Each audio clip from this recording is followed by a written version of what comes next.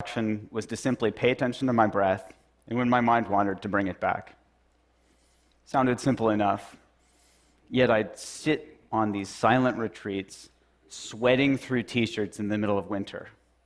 I'd take naps every chance I got because it was really hard work. Actually, it was exhausting.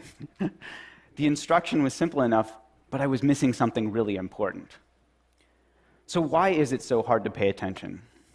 Well, studies show that even when we're really trying to pay attention to something, like maybe this talk, at some point about half of us will drift off into a daydream or have this urge to check our Twitter feed. So what's going on here?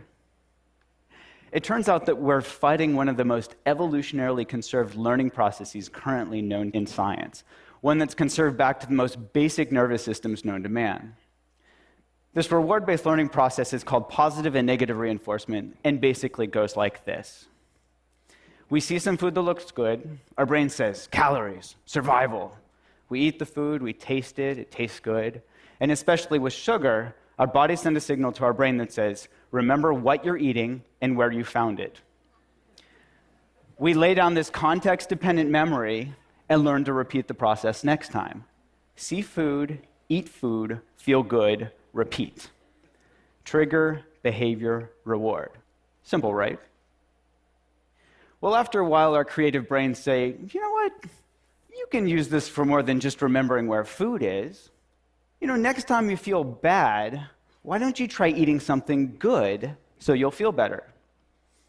We thank our brains for the great idea. Try this and quickly learn that if we eat chocolate or ice cream when we're mad or sad, we feel better. Same process, just a different trigger.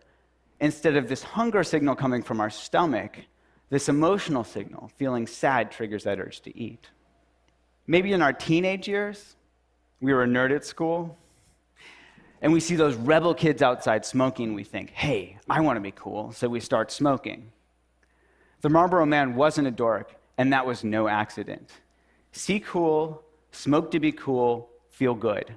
Repeat. Trigger, behavior, reward. And each time we do this, we learn to repeat the process, and it becomes a habit. So later, feeling stressed out triggers that urge to smoke a cigarette or to eat something sweet. Now with these same brain processes, we've gone from learning to survive to literally killing ourselves with these habits. Obesity and smoking are among the leading preventable causes of morbidity and mortality in the world. So back to my breath.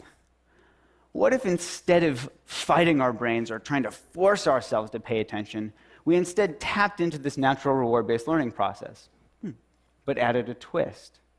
What if instead we just got really curious about what was happening in our momentary experience? I'll give you an example. In my lab, we studied whether mindfulness training could help people quit smoking. Now, just like trying to force myself to pay attention to my breath, they could try to force themselves to quit smoking.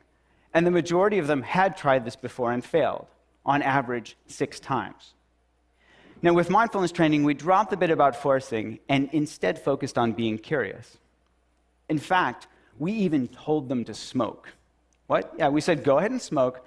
Just be really curious about what it's like when you do. And what did they notice? Well, here's an example from one of our smokers. She said, mindful smoking smells like stinky cheese and tastes like chemicals. Yuck. Now, she knew cognitively that smoking was bad for her. That's why she joined our program. What she discovered just by being curiously aware when she smoked was that smoking tastes like shit. Now, she moved from knowledge to wisdom. She moved from knowing in her head that smoking was bad for her to knowing it in her bones. And the spell of smoking was broken. She started to become disenchanted with her behavior.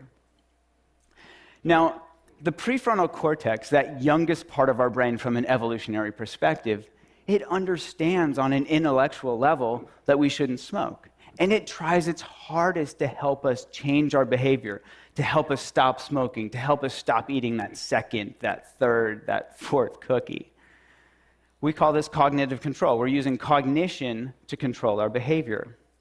Unfortunately, this is also the first part of our brain that goes offline when we get stressed out, which isn't that helpful. Now, we can all relate to this in our own experience. We're much more likely to do things like yell at our spouse or kids when we're stressed out or tired, even though we know it's not going to be helpful. We just can't help ourselves. Now, when the prefrontal cortex goes offline, we fall back into our old habits, which is why this disenchantment is so important. Seeing what we get from our habits helps us understand them in a deeper level, to know it in our bones, so we don't have to force ourselves to hold back or restrain ourselves from behavior. We're just less interested in doing it in the first place. And this is what mindfulness is all about. Seeing really clearly what we get when we get caught up in our behaviors, becoming disenchanted on a visceral level, and from this disenchanted stance, naturally letting go. This isn't to say that, poof, magically we quit smoking, but over time, as we learn to see more and more clearly the results of our actions, we let go of old habits and form new ones. The paradox here is that mindfulness is just about being really interested in getting close and personal with what's actually happening in our bodies and minds from moment to moment. This willingness to turn toward our experience rather than trying to make unpleasant cravings go away as quickly as possible. And this willingness to turn toward our experience is supported by curiosity, which is naturally rewarding. What does curiosity feel like? It feels good. And what happens when we get curious? We start to notice that cravings are simply made up of body sensations. Oh, there's tightness, there's tension, there's restlessness, and that these body sensations come and go. These are bite-sized pieces of experiences that we can manage from moment to moment, rather than getting clobbered by this huge, scary craving that we choke on.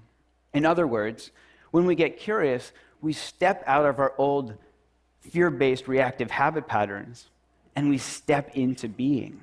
We become this inner scientist where we're eagerly awaiting that next data point.